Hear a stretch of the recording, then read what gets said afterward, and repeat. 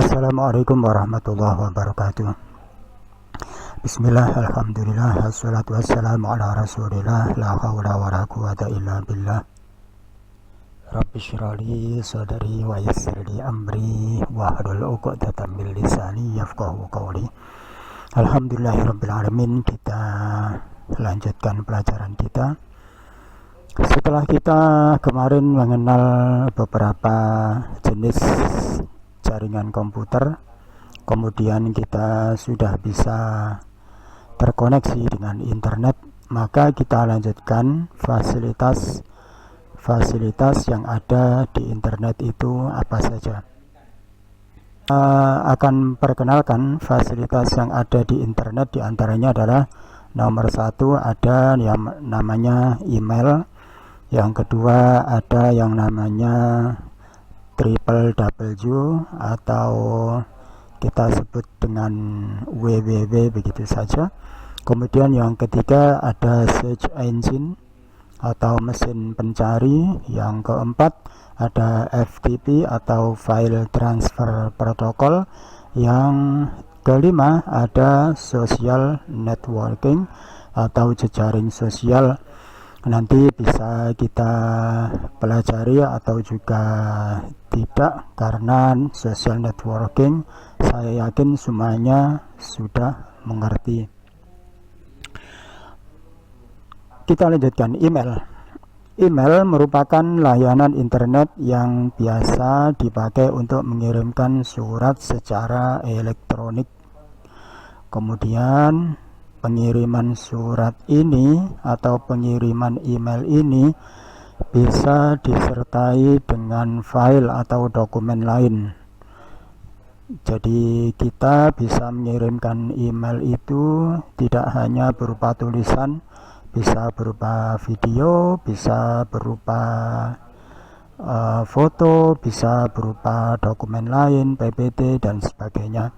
Kemudian surat atau email yang kita kirimkan itu bisa sampai ke penerima di dalam hitungan detik.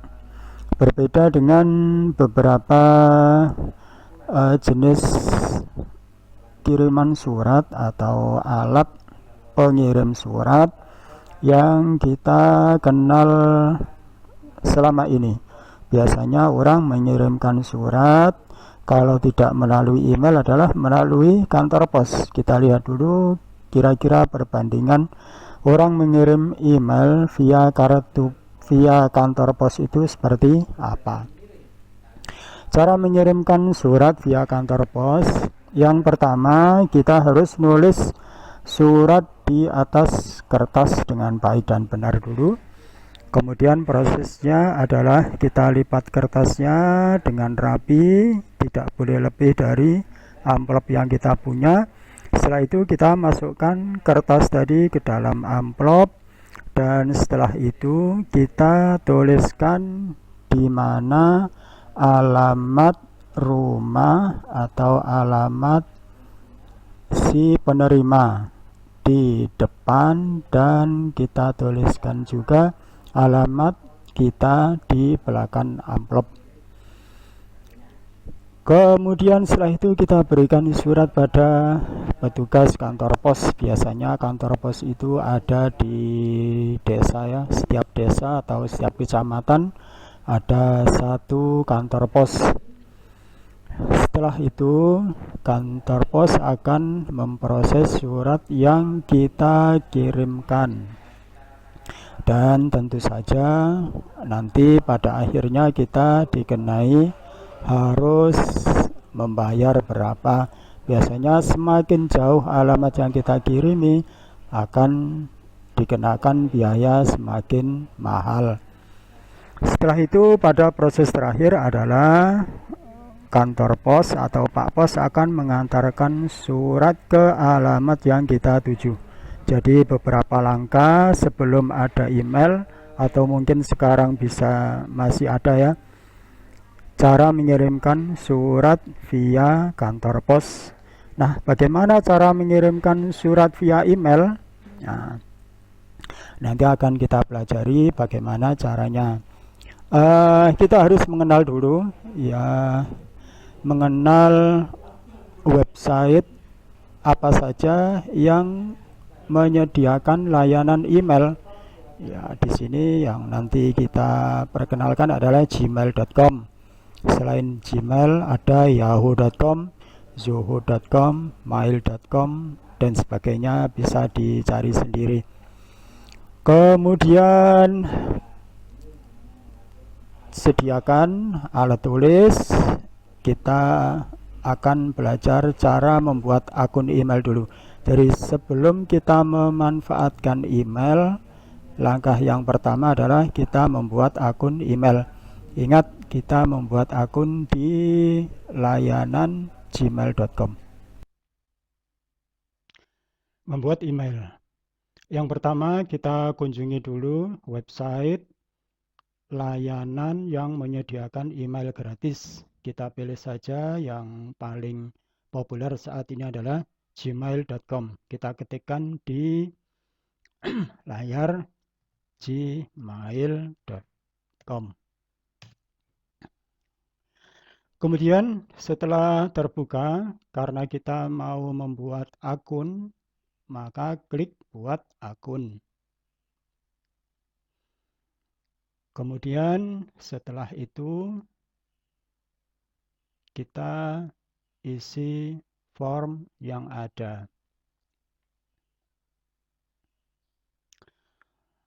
Nama depan, misalnya saya buat namanya Suci.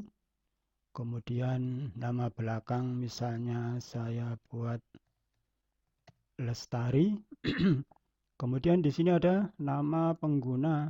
Nama pengguna ini nanti yang kita berikan kepada orang, atau ini nama pengguna adalah nama email kita, nama email yang kita miliki. Misalnya saja, ini hanya misal saja ya. Misalnya siswi MTSPM kemudian 1024 misalnya ya. Jadi nanti email kita adalah siswi.mtspm1024@gmail.com. Kemudian masukkan sandi. Sandi ini adalah password yang orang lain mungkin tidak akan kita berikan. Tidak boleh kita berikan pada orang lain.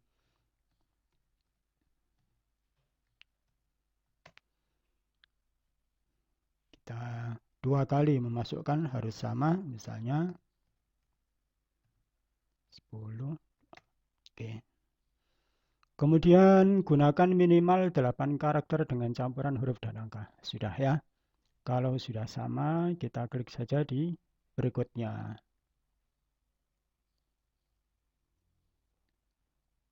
Nomor telepon kita bisa masukkan nomor HP yang kita miliki. Ini nanti kalau tidak punya HP langsung diklik berikutnya. Kalau punya HP silakan dimasukkan. Misalnya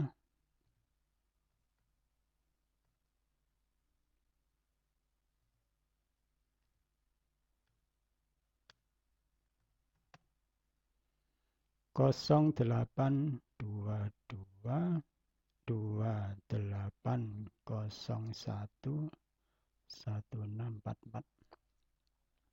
Kemudian tanggal, ini kita harus isi tanggalnya berapa. Katakanlah misalnya lahirnya pada tanggal 17, bulannya Agustus, tahunnya 2007.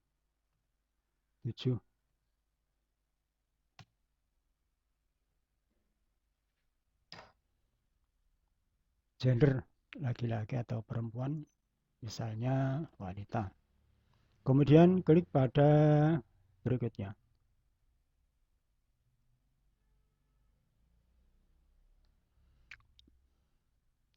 Kalau kita dimintai verifikasi nomor telepon dan kita kebetulan membawa telepon, maka kita bisa saja ke kirim. Tetapi kalau misalnya kita tidak bawa HP hari ini, bisa kita klik jangan sekarang. Oke, setelah itu kita geser ke bawah dan harus menyetujui. Saya setuju, diklik. Kita tunggu beberapa saat. Dan email kita sudah jadi. Ingat, jangan lupa mencatat email yang barusan kita buat.